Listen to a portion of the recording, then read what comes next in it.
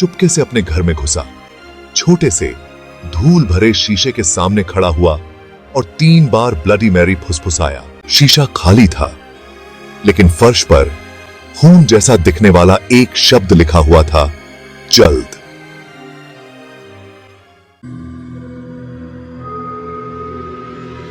Real Red Clips.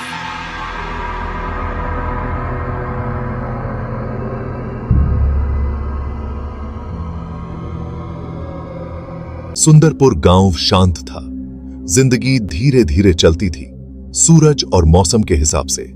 दिन खेतों में बीतते, विशाल खुले आसमान के नीचे।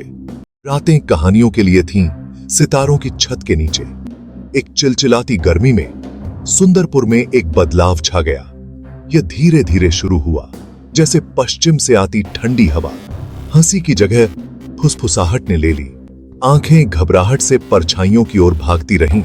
गांव वालों पर बेचैनी छा गई।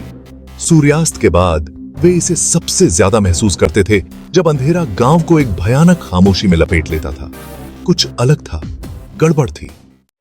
इस बदलाव की वजह थी एक नई मेहमान। प्रिया नाम की एक युवती शहर से आई थी, अपने दादा के पुश्तैनी घर में पनाह मांगने। वो अपने साथ शहर के किस्से लेकर आई थी, और अनजाने में डर का एक बीज भी।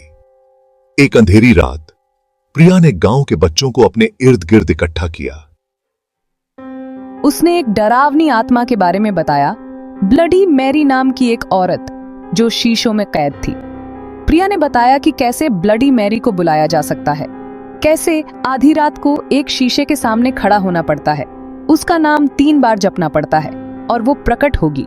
बच्चे मंत्रमुग्ध और भयभीत प्रिया की कहानी अपने घरों में वापस ले गए। देखते ही देखते ब्लडी मैरी की कहानी जंगल की आग की तरह पूरे सुंदरपुर में फैल गई। परंपरा और लोक कथाओं में डूबे हुए गांव वाले डर से कांपने लगे। वे हमेशा से जानते थे कि दुनिया में आंखों से दिखाई देने वाली चीजों से कहीं ज्यादा है। अगली ही रात से अजीबोगरीब घटनाएं होने लगीं। कुत्ते अनदेखी आकृतियों पर भौंकने लगे। औरतों ने कसम खाई कि उन्होंने पुराने कुएं के पास सफेद साड़ी में एक औरत की झलक देखी। एक अजीब सा डर सुंदरपुर को अपनी चपेट में ले चुका था। बड़े बुजुर्ग इन कहानियों को बच्चों की कहानियां बताकर टाल देते थे, लेकिन वे खुद भी बढ़ती बेचैनी महसूस कर रहे थे। गांव की लय, जो कभी स्थिर और सुकून देने वाली थी, अब डर से भरी हुई थी। सुनते रहे। एक एक करके गांव वाले अपने प्रतिबिंबों से बचने लगे। शीशों को ढंक दिया गया, उनकी चमकदार सतहों को छिपा दिया गया। खुद को देखना डर से सराबोर हो गया। एक जवान लड़का अपनी जवानी के आवेश में इस कहानी को परखने की ठान ली। वो चुपके से अपने घर में घुसा, छोटे से धूल भरे शीशे के सामने खड़ा हुआ और 3 बार ब्लडी मैरी फुसफुसाया। कुछ नहीं हुआ। वो घबराहट में हंसा, राहत मिली और थोड़ी निराशा भी हुई। जैसे ही वो मुड़कर जाने लगा, उसने अपनी गर्दन पर एक ठंडी सांस महसूस की। वो घूम गया। शीशा खाली था, लेकिन फर्श पर खून जैसा दिखने वाला एक शब्द लिखा हुआ था, जल्द। लड़के के अनुभव ने पूरे सुंदरपुर में दहशत की लहर दौड़ा दी। गांव वाले जानते थे कि वे अकेले नहीं हैं। इस एहसास ने उन्हें हिलाकर रख दिया। नींद एक ऐसी विलासिता बन गई जिसका आनंद बहुत कम लोग उठा पाते थे। दरवाजे की हर आहट, पत्तों की सरसराहट, हर आवाज पर आंखें डर से चौड़ी हो जाती थीं। रातें लंबी होती थीं, फुसफुसाती प्रार्थनाओं और दबी हुई सिसकियों से भरी हुई। गांव के मुखिया रामलाल नाम के एक बुद्धिमान बूढ़े व्यक्ति ने एक सभा बुलाई। उन्होंने प्राचीन रस्मों, प्रायश्चित और सुरक्षा के बारे में बताया।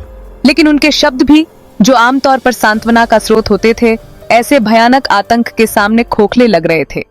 दिन हफ्तों में बदलते गए, हर दिन पिछले से ज्यादा भयानक। गांव वाले हर पल डर के साए में जी रहे थे। उनकी जिंदगी उस अनदेखी ताकत ने निगल ली थी जो उन्हें सता रही थी।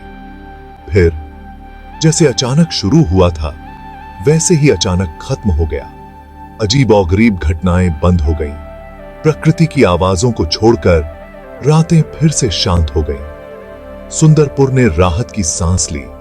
जिंदगी सामान्य होने लगी। गांव वाले घायल लेकिन अटूट अपनी जिंदगी फिर से बनाने लगे। लेकिन ब्लडी मैरी की कहानी बनी रही, उस अंधेरे की याद दिलाती रही जो आम जिंदगी से परे मौजूद थी। और कहीं न कहीं अपने दिल के किसी कोने में सुंदरपुर के गांव वाले जानते थे कि सच्चाई की कीमत कभी-कभी डर के रूप में चुकानी पड़ती है।